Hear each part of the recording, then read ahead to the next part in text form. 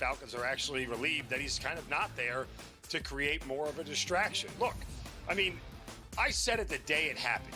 It was one of the stupider decisions I've ever seen by a professional NFL franchise to sign a quarterback to a $180 million contract and then draft his replacement exactly 5 weeks later. This was a terrible organizational decision by the Falcons. Now, they're going to spin this, and this is what's annoying about the Falcons and their PR staff. They're going to spin this as if this is the plan we had all along. This is the plan that when, Kirk Cousins either got hurt or didn't play well or got too old, we were going to have Penix come in. And guess what? The new plan is now we're going to keep Kirk Cousins as a backup. So if Michael Penix gets hurt, we told you so. We were right for keeping him on the roster. We were smart for keeping him here. No, this whole thing has been an abject disaster. The Early Line, only on SportsGrid. The game is on. The stakes are high, but the action isn't just on the field. He's rearranging that rim. Get it inside! SportsGrid's in-game live. Your ultimate second screen experience. A little flyer, couple of 18.5 point live line. Every prop, every play, every day. Anything can happen. It's complete chaos. It's smarter to be on SportsGrid. The Steelers interested in Aaron Rodgers as a joke. Your boy went off about the entire situation and why it taken so long to forget him. Terry Bradshaw getting involved. Yeah, and saying basically, what are you bringing him in for 1 year? All of this drama for 1 year at this guy, where he is now in his career is he's washed. Pharrell Coast to Coast, only on Sports.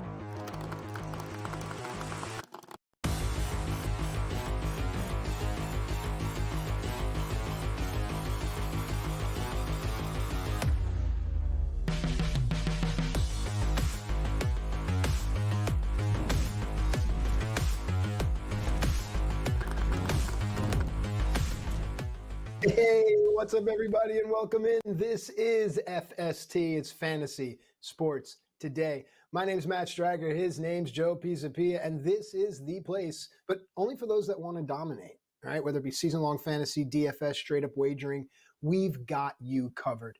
At SportsGrid, at SportsGrid TV, those are our social media handles. Just double-check that you're following along because all of the great information that we are about to give you, it will live there. So you won't have to absorb it all now. But what I want you to absorb all right now is the one and only Joe Pisapia. Joey P, come on in, the author of the Fantasy Black Book and the man that lays it down. We were just talking a little football before the show started. We're wall-to-wall baseball today with the All-Star game right up upon us. But programming note, football's right around the corner, folks. And Joey P is going to be here through all of it. Hello, my friend. Hello, my friend. It's great to see you. Yes, starting next week, we'll obviously have less baseball to talk about because not too many games going on next week with the All-Star break. So we're going to be doing a lot more fantasy football around these parts. And that timing is perfect because, of course, you can go get your Fantasy Football Black Book on Amazon. Boom, right behind you, right there. Go get it. Get smarter. Get the digital cheat sheets. Get all the Dynasty content. Get the whole stuff out there. It is ready for you no matter what your league is. You need one book.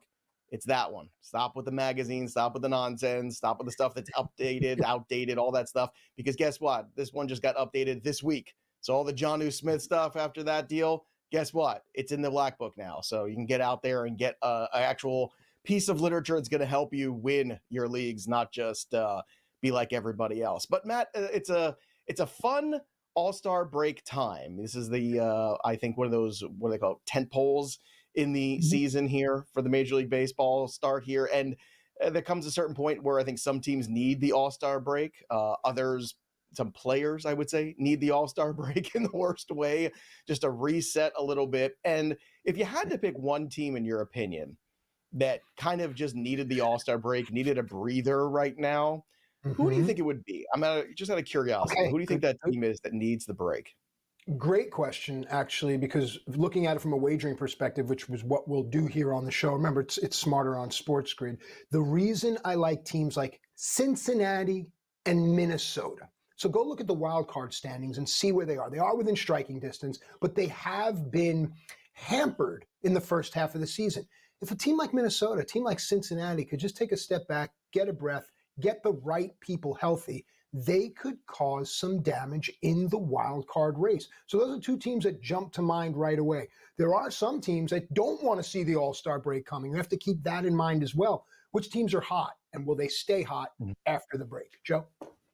Yeah, I think the Dodgers could use the All-Star break just to reset the pitching a little bit. I just feel like, that bullpen has struggled. They've been taxed, I think, more than most bullpens too, considering all the starting pitching injuries they've had and openers and all the things that they've been doing. It feels like, with Freddie Freeman physically being where he is, Mookie Betts, I think also having a less than thrilling Mookie Betts style season, that maybe the Dodgers could actually use a little bit of a couple days off here. Some interesting pieces there that I think you're going to hopefully get back. You got Glasnow back. We're going to talk about that in a second. Hopefully you get Blake Snell back at the end. And all of a sudden, maybe by August 1st, this rotation looks the way it's supposed to look, because it hasn't looked that way all year long. But there's a lot of news to get to here, a lot of headlines, including another incredible Jacob Mizorowski performance earlier this week against the Dodgers. That's right. They swept the Dodgers.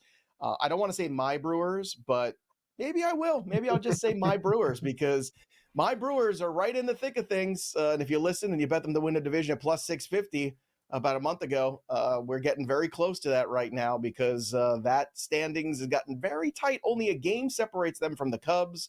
And Mizorowski's been a big part of that. He also made the All-Star team, which the Phillies were so excited about. Oh, man, Trey Turner, Nick Castellanos, Bryce Harper. They were like, wow, it's so exciting that we get this kid that gets to make the All-Star team. Boy, oh boy, I'm so... In all seriousness, they were not happy about it, obviously. They were complaining and saying that, our teammates, Ranger Suarez, Christopher Sanchez, were more worthy, considering they've been pitching all year, and this kid's been pitching about 5 starts right now. And I get that, but it's also must-see television, right? It's a show. Exactly. It's sports entertainment, the All-Star game. So Jacob Mizorowski, do you think he's All-Star worthy, Matt? Or should I say, do you want to see him at the All-Star game? Well, remember, this is always going to be a show about how we can pad our pockets, right? This is a revenue move, whichever way you want to look at it. And I certainly hope, I come from the professional wrestling world, where if something like this would happen, the locker room would be cold to Jacob Mizorowski as he walked through, trying to shake everyone's hand and be delighted with giant eyes to be there. And I hope the MLB locker room isn't that way, where they turn a cold shoulder to this kid. I understand the Phillies wanting Christopher Sanchez and Ranger Suarez, respectively, to be on this roster. And if MLB wants to make things right, go ahead and bring them down to Atlanta with their families. I get it. But overall, people will tune in for, hey, have you heard about this kid on the Brewers that just happened to sweep the Dodgers? No, I never heard of him before. Who is he? You should go watch him. He's this big, tall, lanky kid. When he throws the ball, it looks like it's right in your face. And you'll watch for an inning, and you may find a new baseball fan. Joe. Yeah, and of course, making new fans every single day. Jacob Mizorowski, including Clayton Kershaw, who didn't know who he was, apparently, before that started. And he knows now. Everybody also is going to know the name Yuri Perez next year, because Yuri Perez, obviously in fantasy circles, is a guy that we've been excited about for a while. Burst onto the scene a couple years ago, was electric, was fantastic. Then Tommy John, and we've been waiting for him ever since. And, all of a sudden, the last couple starts starting to look like the Yuri Perez that I know I was very excited about drafting going into this season. And he has been brilliant over his last 2 starts. He is 2-0, 11 innings, just 3 hits, 1 earned run, also 15 strikeouts, just 1 walk. The velocity's been way in the high 90s again. To me, Yuri Perez is a guy that's good enough in that conversation to be talked about with guys like Paul Skeens. And that's not hyperbole. That's how good Yuri Perez can be. And I think now is that time that, if you're looking in dynasty leagues, if you think you're out of it, or keeper league situations where you're saying, all right, I'm not in it this year, how do I retool for next year? Yuri Perez would be my number 1 target, because I just think this kid's going to be so special. And someone asked me during the week, it was a great question on my shows on Fantasy Pros MLB. They said, who would you rather have, Mizorowski or Yuri Perez? And I immediately answered Perez. And I know that surprised people. And my answer was because Perez just had Tommy John. And I'm guessing at some point, Mizorowski is going to have it. I don't want to be this guy, but let's be honest. Yeah. At some point, I'm going to miss a year and a half of Jacob Mizorowski in the next couple of years, right? Yeah, no, it's sad that seems to be the trend, and we can let that affect our long-term holds on the investments. But when you're looking at it from a wagering perspective overall, it matters about what comes out of your book, the offensive ecosystem, because guys like Skeens and Perez pitch for less than competitive teams, and that affects us as wagerers. You put these guys in different jerseys, the numbers change from Vegas, but so do our approach as wagerers. Now, you mentioned Tommy John surgery. We've been talking about pitchers up and down. The Dodgers are getting somebody back. Maybe after the All-Star break, some of the numbers are going to right themselves for the Dodgers. It's been a topsy-turvy betting season when the Dodgers are involved, Joe. Yeah, speaking of the Dodgers, Tyler Glass now returning from the IL. He looked very sharp in his start. Velocity was good against the Brewers. 5 innings, no earned, 2 hits, 3 walks, 5 strikeouts. This is huge for the Dodgers, and he gets a nice little respite here at the break. Probably will start, I would imagine, that first or second game back, because you don't want to let him start or sit on the shelf, I should say, too long. And we had a debut for the Yankees. The Schlittler was full for the Yankees this week against the Mariners. Cam Schlittler made his debut, and he was as advertised. 5 1/3 innings, 4 hits, gave up 3 earned. He gave up 1 wall scraper home run and 1 legitimate big-time home run, but 7 strikeouts, 2 walks, very impressive, high 90s fastball. Tall, lanky kid. He reminds me of a combination, I think, of early Garrett Cole when he was like in college age Garrett Cole, and then Jared Weaver. Remember Jared Weaver, who was all kind of arms and legs? He had that big velocity. Yeah, of the Angels and Tigers fame. I think Schlittler is a guy that the Yankees should be very high on. I was very impressed with his first start there, his major league debut. I imagine he's going to get some more opportunities, especially with that blister Max Fried has on his finger. We come back, we'll talk more injuries. Don't go anywhere. More FST after this.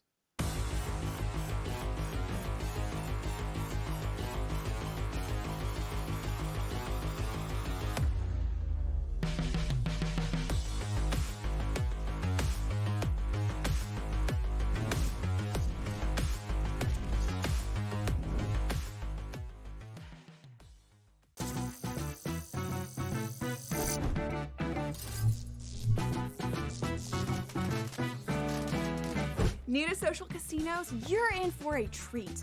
Most online casinos offer bonus cash or coins just for signing up. That's your own little participation trophy. Now, go get lucky. See you in Las Vegas. Let's get lucky. One that really sticks out to me the most, George, and he's having a fantastic season, is James Wood of the Washington Nationals. I mean, yes, Cal Raleigh's fantastic. Don't get me wrong. He's like a candidate for MVP of the American League. But every time I look up, George, James Wood is either getting 5 hits or being walked 4 times in a game. What a season for this guy. And he's so young. What, he 22? So what a future this kid has ahead of him. Fantasy Sports Today, only on SportsGrid. Cooper Flag against Bronny James feels like Mike DeCourcy against Mike Tyson. I'm sorry. I mean, let's be real about this. We're talking about a generational prospect in Cooper Flag and LeBron's kid who averaged 5.5 points in his 1 year of Division I basketball. I'm not saying LeBron is a poor player, but I don't see him as an equal attraction or an equal. Pharrell Coast to Coast, only on SportsGrid. You don't want a big that's camped out under the basket and clogging the lane. He provides a lot of really good defense, a lot of three-point shooting, and again, younger than Brook Lopez. It is a good match. I just don't think it moves the needle, but as we talked about to open the show, when Giannis Antetokounmpo was saying, we're not just going to sit here this year and say, oh, Dame's down, let's just take a pause year because I'd rather go try to chase a championship. So at least they're being honest and saying, we're going to make this team better. The Early Line, only on SportsGrid.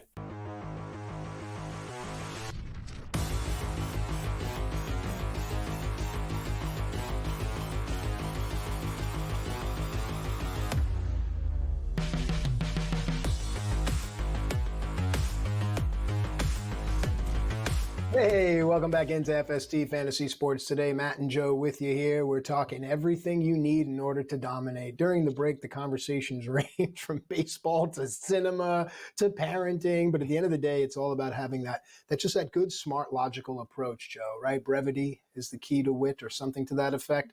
It's time to look at the soul of wit.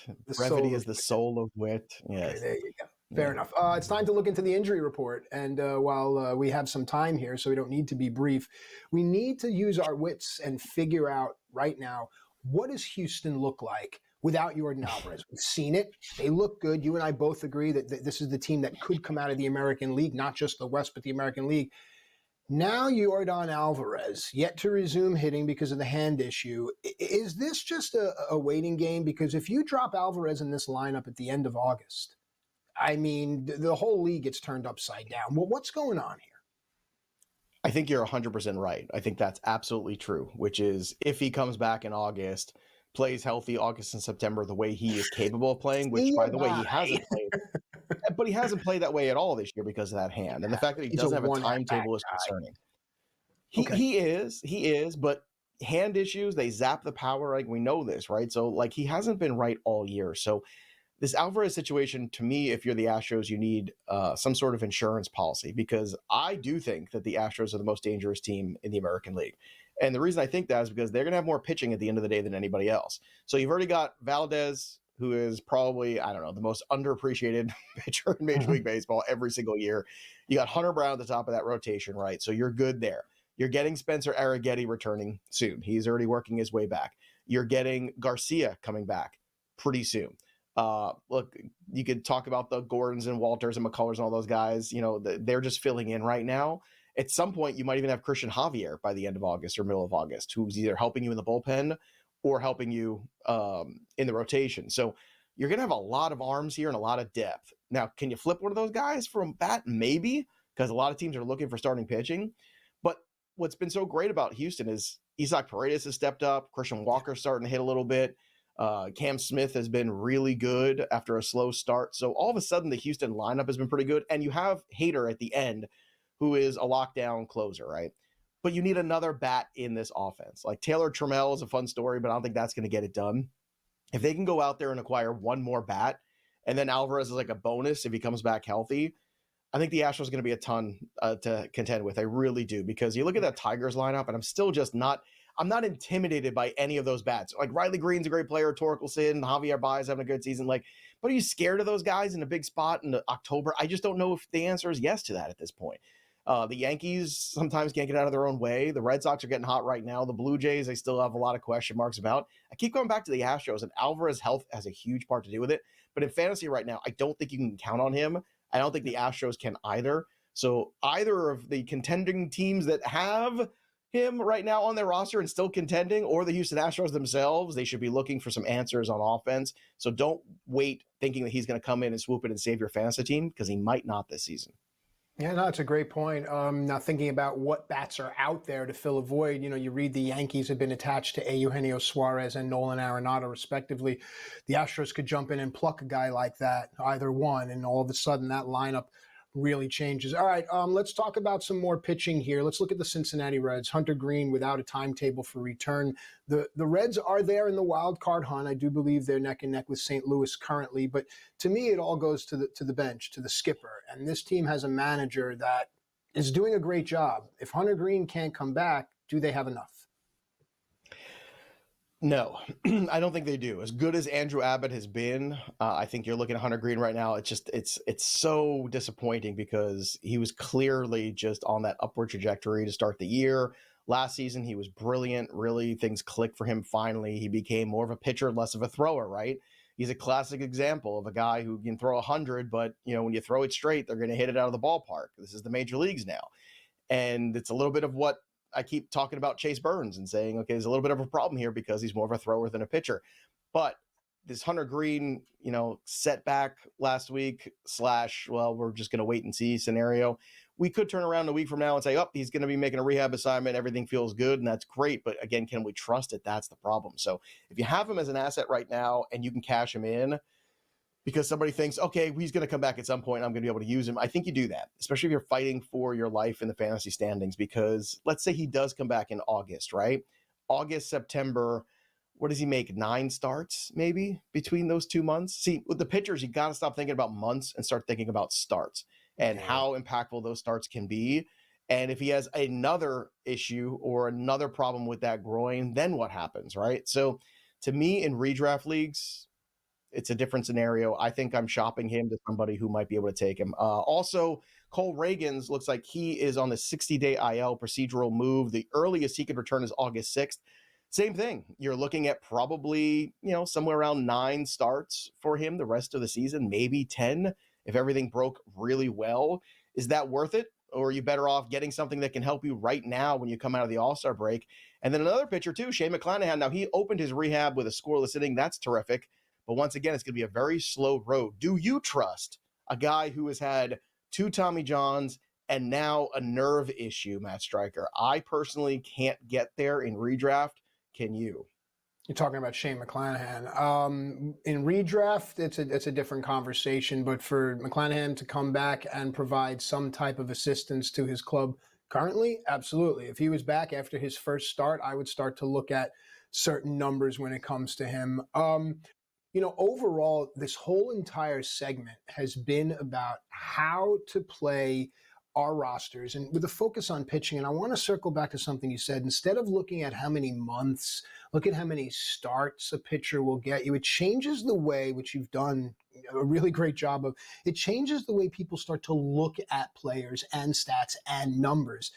How is that different than looking at the months that this pitcher will give us versus how many more starts does pitcher X have? Yeah, you just can't think of it that way. It's not like a position player. There's only a few times, a pitcher can impact your fantasy bottom line. And I think sometimes we have to reframe our brains when we're thinking about that. Now, coming up on Monday, we have a very special event, the Home Run Derby. Every year, the rules are different, but every year it's the same investment. You're looking for a certain kind of player, and I'm going to tell you what kind of player to invest in when we come back. So don't go anywhere. More SportsGrid coming at you.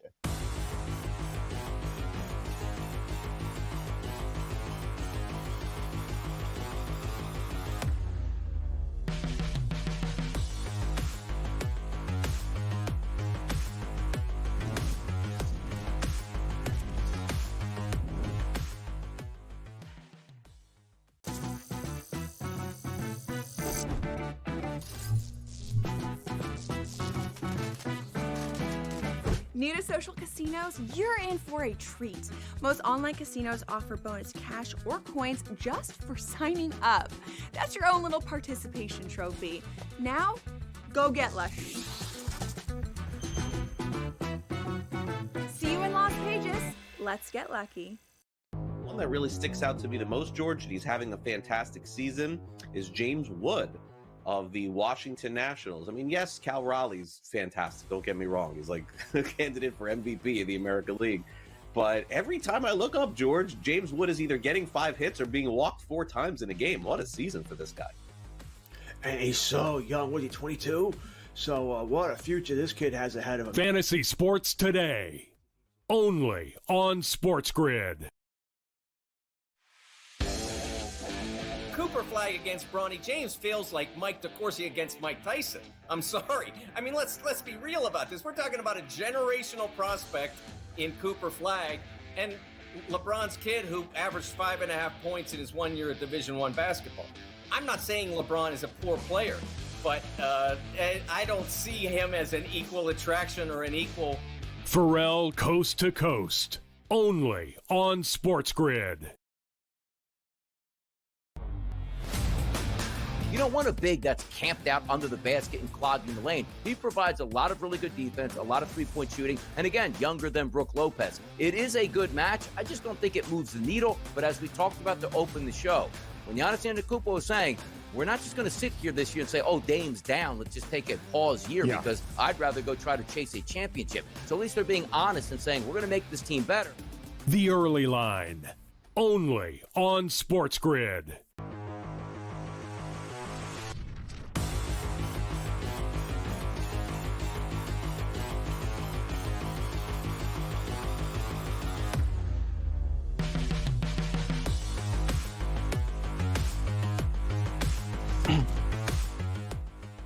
All right, welcome back into FST Fantasy Sports Today. Matt Stryker with you here, along with I don't know if you know this, he was a former actor, and as I understand, it was first refusal for the role in Superman, but then someone else came along, contracts couldn't be met.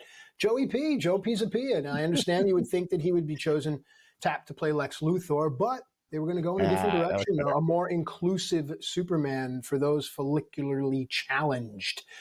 And if you're listening on the radio, it just means Joe doesn't have hair, but he wears it well, man. He just, gosh, I got to give you credit, dude. For when I was young and people, said, oh, your grandfather's bald, you're going to be bald. I looked to Mark Messier. I thought Mark Messier wore bald well. Bruce Willis wore bald well. Yes. You, Joey P, Yes. you wear bald well.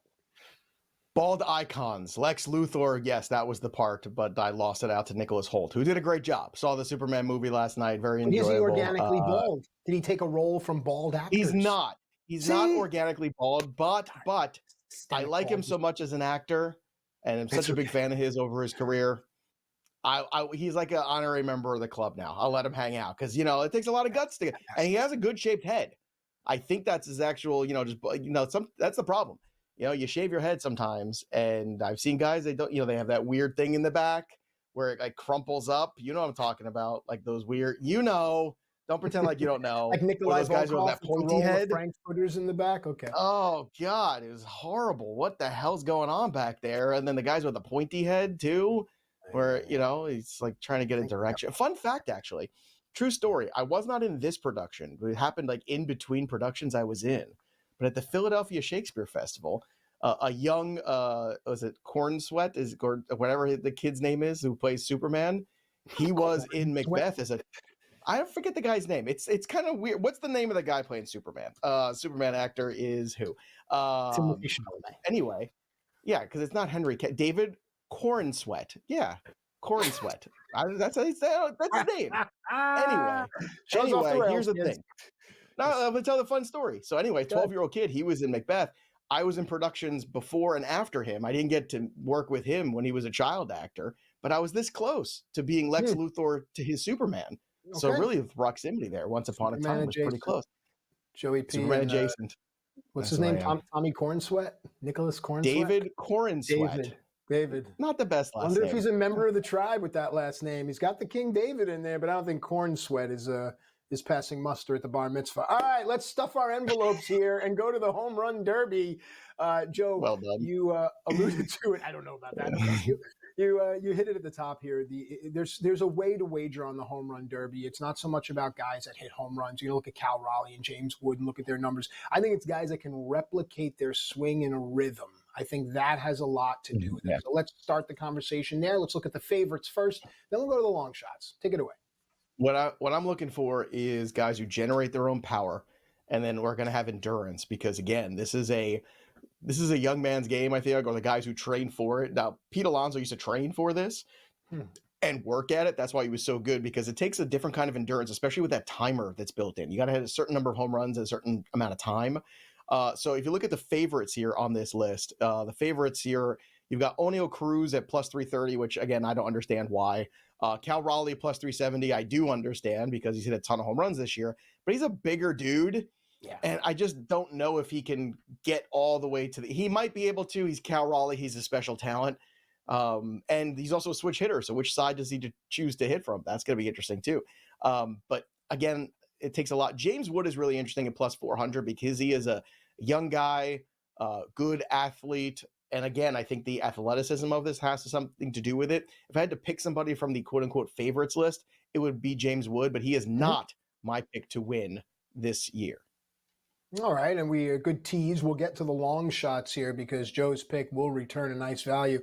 Here in the favorites, though, I do want James Wood to do well for a myriad of reasons. One being I want more eyes on the Nationals franchise. I want the Nationals fan base to understand. I want the rest of the country to understand how special this kid is and how special that team can be. All right, with a minute left, let's go. Home run derby long shots. I'll give it to you. You got Matt Olson plus 800. Byron Buxton off the cycle plus 850. Junior Caminero plus 1,000. Brent Rooker plus 1,100. Jazz Chisholm plus 1,600. Joey P., where are you leaning? I couldn't run fast enough to bet Junior Caminero when it came out. Plus 1,100 is where I got it. It's plus 1,000 right now. Junior Caminero has easy power. He's 22 years old. The ball just jumps off of his bat. To me, this is a guy that has the endurance for the event, the easy power that he generates on his own, and can get through the marathon sprint, because that's what it is. it's a marathon sprint. You're doing a bunch of sprints here over a long period of time hitting home runs. I think Caminero is built perfectly for this, and what a huge return on investment.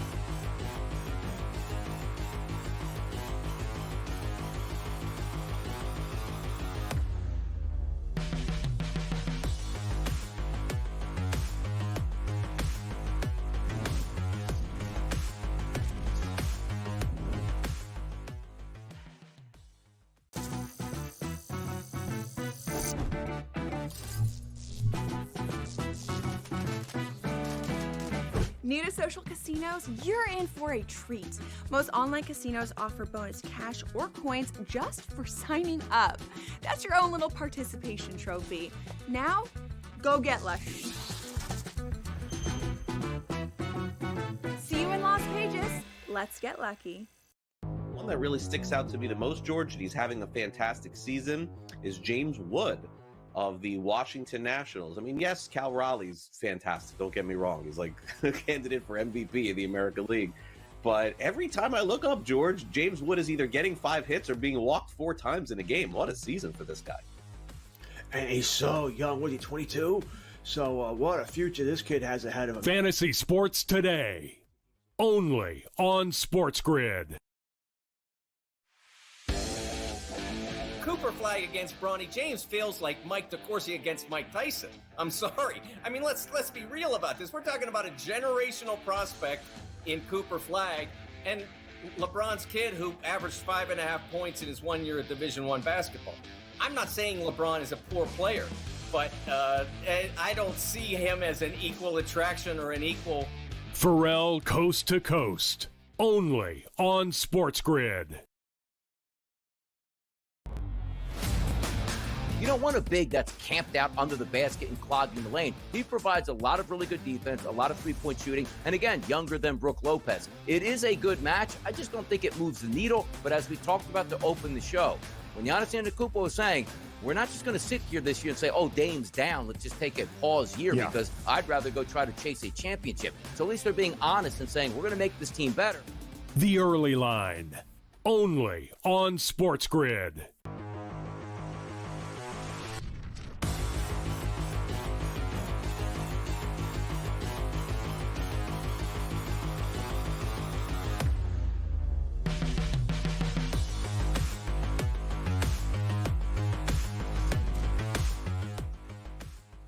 All right, welcome back into FST Fantasy Sports Today. Matt and Joe with you here, part of a dynamic and incredible group of hosts and shows in the SportsGrid family.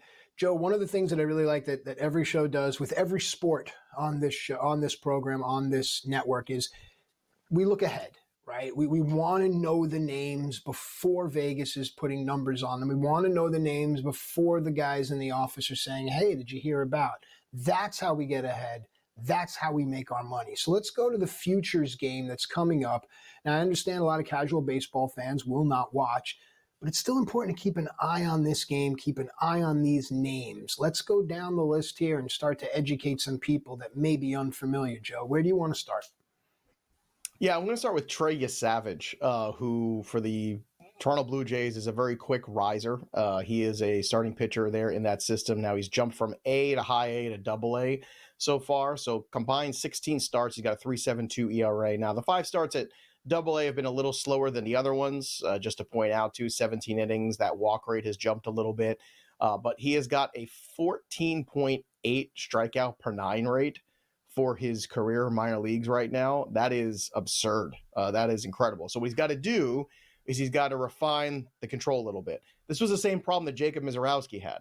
Jacob Mizorowski was a guy that threw hard, tough to pick up, uncomfortable at bat, but at the end of the day, he was kind of his own worst enemy. So if Trey Yesavage can find that same path that Mizorowski had and really start to figure out the walks, figure out all that stuff, and just kind of contain it a little bit more, he's only 21 years old out of Pennsylvania. He's 6'4", 225, so he's quote-unquote what they look like.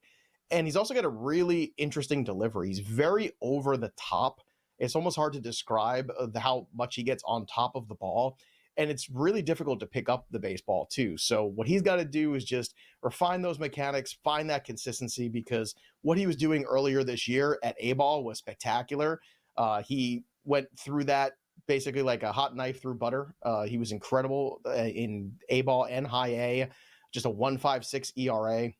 The striking out everybody, 3-to-1 strikeout to walk ratio. So he's just got to find the plate a little bit more consistently, get that first pitch strike. But this is a name that either the Blue Jays are going to have in that rotation, kind of scraping at that rotation, maybe the beginning of next year, or better yet, could even be a trade chip that could bring them back a piece, because it's been a long time since the Blue Jays have been contenders, and they are this year. And who's to say that they can't be the ones to go to the World Series in a very mediocre American League? The Blue Jays are absolutely in this thing. So interesting name to keep an eye on, and in dynasty leagues, an interesting name to acquire. All right, great job as always. Let's move on to the St. Louis Cardinals organization and talk about a young middle infielder that I guess the same conversation applies here. Could be a part of this team moving forward, or could be shipped off for something that this team may need, considering how close they are to the wild card. Joe? Yeah, J.J. Weatherholt is another one of these guys from the 2024 class, which I absolutely loved last year. Matt knows when we did the review of that class last year, I just kept going on and on about, Jack Caglione and Nick Kurtz and Cam Smith and J.J. Weatherholt, Travis Bazzana, who spent most of the year hurt. Unfortunately, he just came back too. Got a hit off Noah Syndergaard, by the way, this week. So there you go. That's a fun fact for you. But J.J. Weatherholt at 62 games in Double-A this year hit 300 with a 425 OBP, a 466 slugging, and 892 OPS. That was good enough to get him called up to AAA, where he just came up. He actually got a hit yesterday in the Futures game. So Weatherholt is a guy that can play both middle infield spots, can play short, can play second. And this is the beginning of that changeover here. Now, is he this enormous power guy? Not necessarily. I think he's got 20 home run power. But J.J. Weatherholt has great hit tool, has great contact skills. He can move a little bit too. He can steal bases. He can give you everything you could possibly want. All right, I like it. I like it a lot. All right, let's make believe I am the front office of the Chicago Cubs, and I'm putting in calls to teams like the Marlins, teams like the Angels, maybe I'm even calling Minnesota to see if you guys want to make some trades. Who can the Cubbies offer? Yeah, Owen Casey, I think, might be that. Casey so far this year at AAA, basically the same guy he was last year at AAA. He hit 278 last year. He's hitting 278 this year. The OBP actually has gone up from 375 to 386. So this is a guy that's not afraid to take a walk. He puts the ball in play.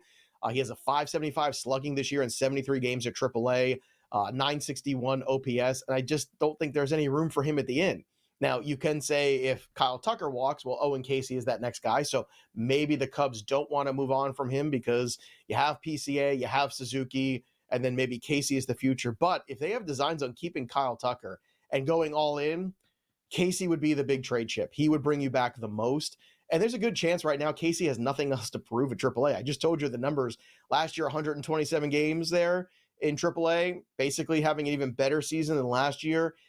If he goes somewhere in exchange for a starting pitcher, which they desperately need more of, Boyd's been brilliant, but he's already up over 100 innings. The last time he threw 100 innings in the season, it was 2019. It's the last time Matthew Boyd threw 100 innings of the season. So will he fatigue? Shota Imanaga has not been quite as good this year as he was last year. So it's a lot of questions in that Cubs rotation I'm still not buying.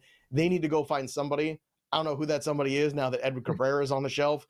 So Casey is the trade chip to get it done. The question is, when Casey moves, does Casey get to the bat for the other team that he's playing for? And I think the answer is probably in September at the very least. All right. In Brian Woo's most recent start against the Yankees, I watched. He was in trouble early in the first inning, gave a couple of walks, and then after that, he absolutely cruised, right, as he has done, and we'll get into more Brian Woo later on in the show. Then they turned it over to the bullpen, and everything fell apart.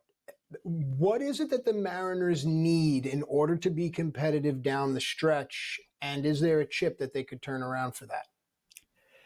I think the Mariners actually just need better health. And Munoz has been really good up until this recent stretch here. And he's been arguably the best reliever in baseball. And Vegas will even tell you that because you look, he's right up there with Hader for the relief award.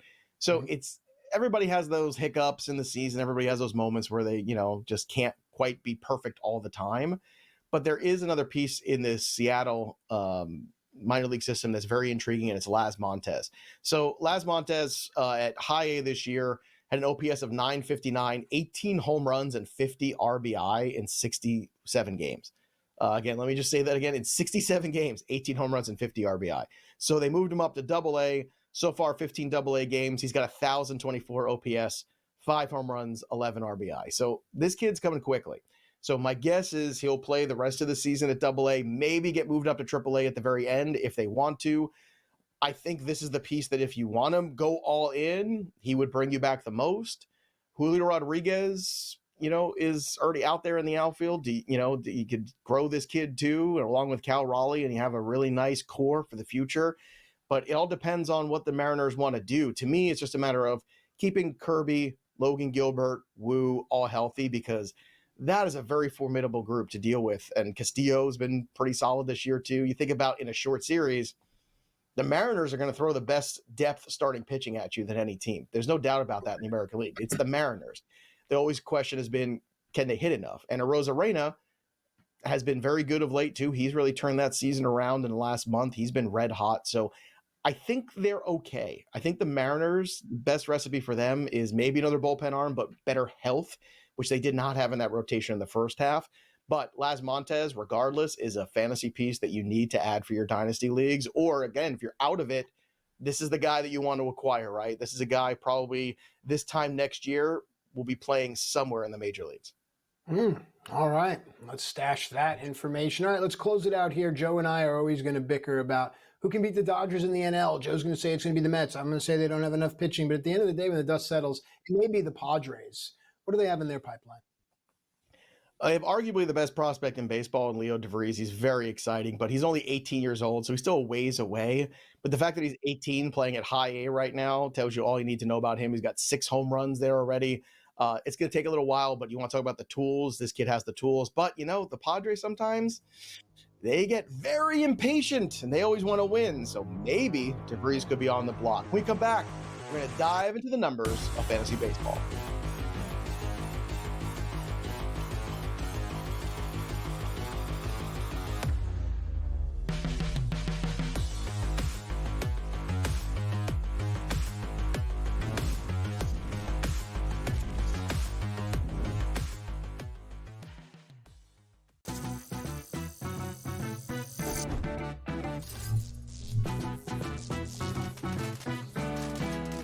New to social casinos? You're in for a treat.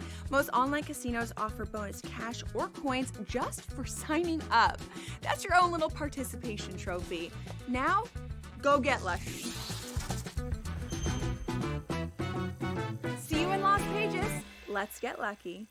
One that really sticks out to me the most, George, and he's having a fantastic season, is James Wood of the Washington Nationals. I mean, yes, Cal Raleigh's fantastic. Don't get me wrong. He's like a candidate for MVP of the American League. But every time I look up, George, James Wood is either getting 5 hits or being walked 4 times in a game. What a season for this guy. And he's so young. What, he 22? So what a future this kid has ahead of him. Fantasy Sports Today. Only on SportsGrid. Cooper flag against Bronny James feels like Mike DeCourcy against Mike Tyson. I'm sorry. I mean, let's be real about this. We're talking about a generational prospect in Cooper Flag and LeBron's kid who averaged 5.5 points in his 1 year of Division I basketball. I'm not saying LeBron is a poor player, but I don't see him as an equal attraction or an equal. Pharrell Coast to Coast. Only on SportsGrid. You don't want a big that's camped out under the basket and clogging the lane. He provides a lot of really good defense, a lot of three-point shooting, and again, younger than Brook Lopez. It is a good match. I just don't think it moves the needle, but as we talked about to open the show, when Giannis Antetokounmpo was saying, we're not just going to sit here this year and say, oh, Dame's down, let's just take a pause year because I'd rather go try to chase a championship. So at least they're being honest and saying, we're going to make this team better. The Early Line. Only on SportsGrid.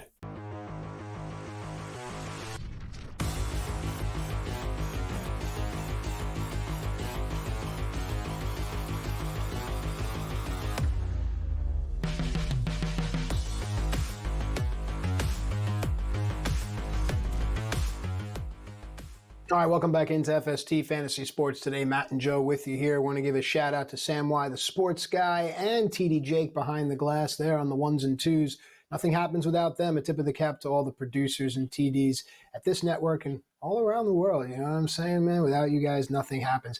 All right, Joe, social media, our responses, it's interesting. I'll tell you that much. At SportsGrid, at SportsGrid TV, the listeners and the fans, one thing they can all agree upon is that when we do this by the numbers segment, there's always something to glean, something to take away that most people, once the segment goes to commercial, they go to their apps, they open up, they place a bet, they place a wager. So it's an important segment and we appreciate it. So let's go by the numbers here with Joey P. Joe, we were talking about Brian Wu, talking about the Seattle Mariners. Let's continue to have that conversation.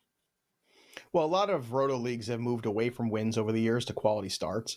And I think that's smart because, especially if you have Paul Skeens, right? That's what you want. But I think that it's important because you are trying to give a little less emphasis on the win because the win does take offense, it takes a good pitching performance, and then it takes a bullpen not to blow it. And that's a lot of variables at this point. So if we're trying to judge the pitcher performance on their own, quality starts, I think personally, is a little bit better route than wins.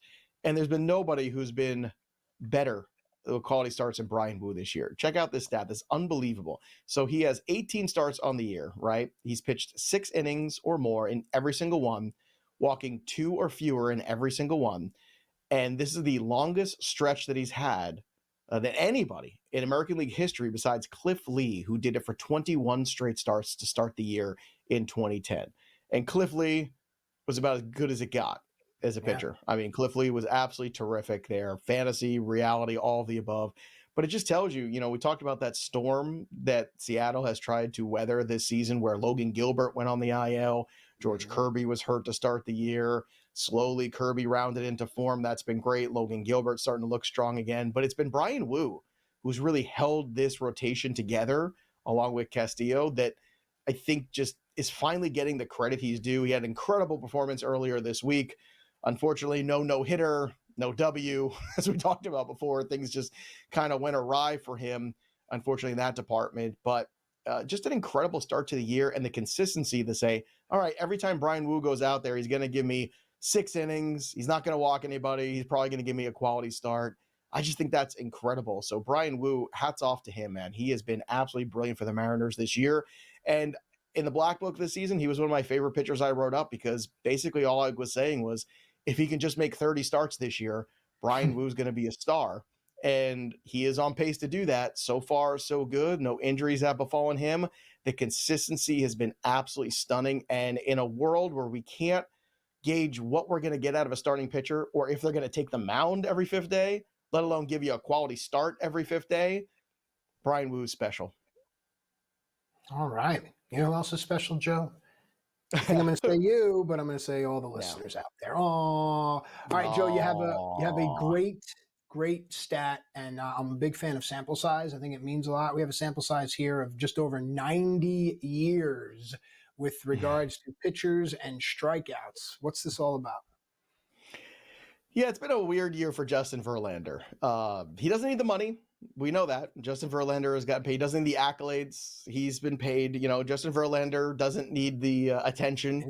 He's been famous for a long time as a famous wife. Justin Verlander's had a pretty good life. I think we could all agree. He's made a ton of money, all that stuff. But he's still out there pitching. But it's kind of weird because if you look at the numbers, they've been a little unkind and unfavorable to him. There have been over 4,200 instances of a Major League Baseball pitcher having at least 65 strikeouts before the All-Star break since 1933. Of those pitchers, only one entered the break without a win. That one pitcher is Justin Verlander. Dude can't buy a win. He's 0-7. Now, look, he's got a 4.7 ERA, so some of it he's earned. Well, let's not, be crazy about it. But at the same time, you'd think, well, just one run. Really, this speaks to, just one win. Maybe we can get him one win. This speaks to the ineptitude of that Giants offense still. They acquired Rafael Devers. But if you look in the last 15 days, they are still one of the worst teams in Major League Baseball scoring runs. They're still one of the highest strikeout rate teams over the last 2 weeks. And nobody has struck out more since the Rafael Devers trade than Rafael Devers himself. So it hasn't been the answer. It hasn't cured the ills of this offense. So I don't know what to make of the Giants at this point, Matt. Do you have a beat on them? Because Justin Verlander is just saying, hey, look, I'm not perfect anymore. I'm not quite what I used to be, but I'm still striking out, guys. I'm still trying to give you the best I've got. The offense really isn't reciprocating for him. Do you think the Giants have enough offense to make some noise here in the second half of the season? No, because we talked about how you asked me at the top of the show which teams would benefit from an all-star break, and I said a team like Cincinnati. Right now, San Francisco is in the wild card. The season ended, but they have the Cardinals and the Reds nipping at them. Do they have enough to keep those teams at bay is the only thing the Giants should be thinking of. The ballpark is not conducive. It's not a hitter's ballpark, but they do have the bats that give you the potential. There are feared bats in that lineup. Endeavors really extends that lineup. But teams like Cincinnati and St. Louis see the Giants as beatable. And I think that's what matters most. Talking about storied franchises, let's move on to the Chicago Cubs. I think if you asked anyone who are the greatest Cubs of all time, the first names off the tongue would be Ernie Banks, Billy Williams. But in 100 years from now, will people be talking about Seiya Suzuki and Pete Crow Armstrong in the same breath, or am I blaspheming here?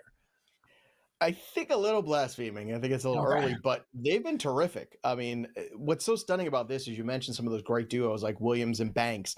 You can look at Andre Dawson and Ryan Sandberg, right, when we were kids, Sammy Sosa and a couple of different guys in those, late 90s era. But Seiya Suzuki and Pete Crow Armstrong is the first time the Cubs have ever had two players reach 25 home runs before the team's 95th game. I thought that was a stunningly odd statistic that you would have just thought, well, the Cubs, storied franchise, all these big superstars that they've had, and even superstar tandems, they've never been this good. And they continue to be that, man. They are just continuing to hammer the baseball. Pete Crow Armstrong, what an incredible trade that's worked out to be for the Chicago Cubs. And last but not least, Aaron Judge is good at baseball. Aaron Judge is the first player in MLB history to hit 33 home runs before the All-Star break in 3 different seasons. He's done it now this year, in 2024 and 2022. Incredible. But is he the MVP? Well, we're going to talk about that. We come back, we're going to talk a little Cal Raleigh and have that discussion here on Sports Grid because that race is getting tighter all the time. So don't go anywhere. More Sports Grid, more FST coming at you right after this quick break.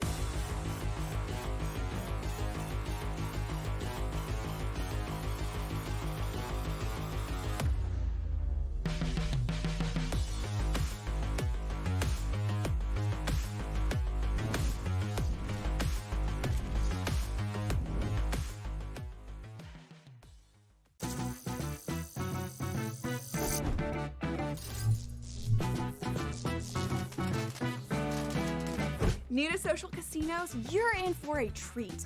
Most online casinos offer bonus cash or coins just for signing up.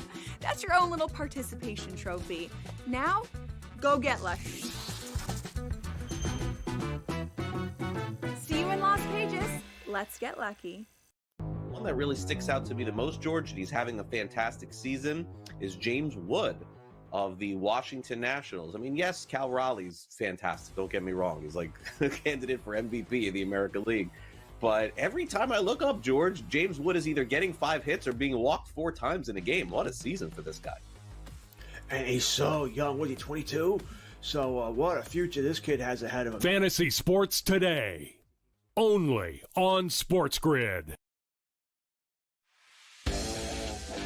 Cooper flag against Bronny James feels like Mike DeCourcy against Mike Tyson. I'm sorry. I mean, let's be real about this. We're talking about a generational prospect in Cooper Flag and LeBron's kid who averaged 5.5 points in his 1 year of Division I basketball. I'm not saying LeBron is a poor player, but I don't see him as an equal attraction or an equal. Pharrell Coast to Coast. Only on SportsGrid.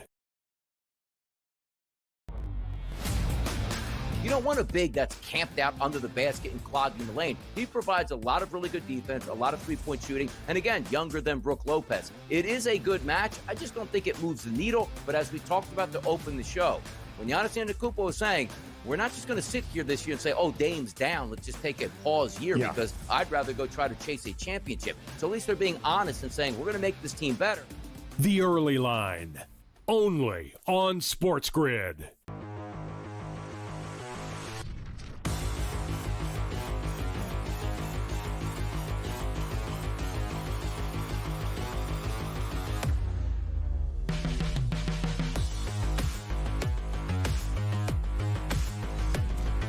All right, welcome back into FST Fantasy Sports Today. Matt Stryker with you here, and it's time for a segment that Joe Pisapia personally penned. Alliteration aside, it's time for a deep dive into the big dumper. Joe, take it away. Oh, yikes. I wish you could have framed that better. That was not the best way to come in out of a segment. I don't know. I'll try my best after that. Cal Raleigh. Let's talk about Cal Raleigh. It's a fun nickname. There's no doubt about it. And it's been a fun season. Cal Raleigh has hit 36 home runs so far this season. Incredible amount. The only other switch hitter in Major League Baseball history with that many home runs before August in a single season, you got to go back to Mickey Mantle in 1961, who had 39. You know, you think about some of the great switch hitters. You think about Mickey Mantle. You think about Eddie Murray. There's been some great ones over the years, but you know, Cal Raleigh, switch hitting catcher, managing the pitching staff, squatting 150 times a day. You know, look, Aaron Judge is great, but if you want to talk about full contributions to a team, maybe I'm biased as a former catcher myself, but I think Cal Raleigh's working a little bit harder than everybody else. And I think Cal Raleigh should be right in this thing. If he sets that single season home run record for a catcher, I think that's probably what it's going to take for him to overtake Judge. I don't think it's impossible for him to get there. I think it's unlikely, but not impossible. But man, it's just Cal Raleigh cannot be stopped. I just wonder and I'm concerned about that fatigue factor of catching setting in as the time goes on. You know, we've seen Mike Piazza hit 40 home runs twice as a catcher. Johnny Bench have some huge totals there. We saw Sal Perez set the record at 48. I mean, you have 50 home runs as a catcher. Matt, I don't care what Aaron Judge does. If you have 50 home runs as a catcher and you don't win MVP, I think that's a travesty. Oh, it's also, I think, a geographic bias. While I think it's great that this is going on up in that Pacific Northwest portion of the country, imagine it was going on anywhere else where people could actually watch these games and appreciate what was being done during a hot summer. But going on in Seattle, it kind of takes away from just the awareness of what's going on. But I'm with you. I think without Raleigh, the Mariners aren't even in this thing. But also without Aaron Judge, the Yankees aren't even in this thing. And right now, the Yankees are looking up at Toronto, Seattle looking up at Houston. Most valuable player, it really does come down to these two guys. But I'm with you with the workload that Raleigh takes on. Yeah, amazing too. So Mickey Mantle, 536 home runs as a switch hitter. Eddie Murray, second at 504. Chipper Jones, 468. Yeah, I thought he'd be 468. Again, one of the great ones of all time. Carlos Beltran at 435. Then Mark Teixeira at 409. That's the 400 home run club. That's it for switch hitters. And then after that, interesting names: Lance Berkman, Chili Davis, Carlos Santana, Reggie Smith, and Ruben Sierra, followed by Bernie Williams. So interesting names there. By the way, we were in a conversation at the break too, talking about, you know, so since we're talking about Mickey Mantle, we were talking about center fielders who have, you know, hit home runs. Obviously, Willie Mays, Ken Griffey at the top of that board. Mickey Mantle third all time with 464. Then there's Jim Edmonds, who's fourth all time with 388. Jim Edmonds, in my mind, one of the top three center fielders I've ever seen in my entire life in terms of range, in terms of playing the position. He's got the fourth most home runs of any center fielder. He was one and done on the Hall of Fame ballot. I think that is one of the all-time just whiffs by the Hall of Fame Baseball Writers Committee and all those folks who vote. It's just horrible. Maybe he wasn't a likable guy. I don't care. The fact that Harold Baines is in the Hall of Fame at DH with less home runs than Jim Edmonds just tells you the Hall of Fame is completely out of whack. That's, you know, I'm not going to get over this one. It's going to really stick in my jaw. And it's been that way for years. I don't know how I became the Jim Edmonds defender. But when you're talking about a defender that elite who has the fourth most home runs of any center fielder of all time, how is he not in the Hall? My only return to serve and volley here is that there has to be a atmosphere of center fielders around him that played during his time that for whatever reason qualify. Now you're giving me home runs and you're giving me in all-time center fielders as the lights go out on me. I think the Hall of Fame is realizing that perhaps Jim Edmonds amongst the other center fielders, look it up. Who are the other center fielders that played around him in his time that were keeping him out? You mentioned Harold Baines. That's because of the position. David Ortiz also because of the position. There were no other designated hitters in that atmosphere that were able to stop him from getting in. But I'm with you as a Cardinal fan. Jim Edmonds belongs, Joe. I mean, come on. Andrew Jones, by the way, is 6th. So Mike Trout's 378 is 5th. Andrew Jones, same era as Edmonds, 348. Right. He's got more than Andrew Jones by 40. Then after that, Duke Snyder, Hall of Fame, Joe DiMaggio, Hall of Fame, Steve Finley, Carlos Beltran, Bernie Williams. I don't know, man. I think Jim Edmonds I'd take over Bernie Williams defensively. How about you? We'll be right back with more FSD.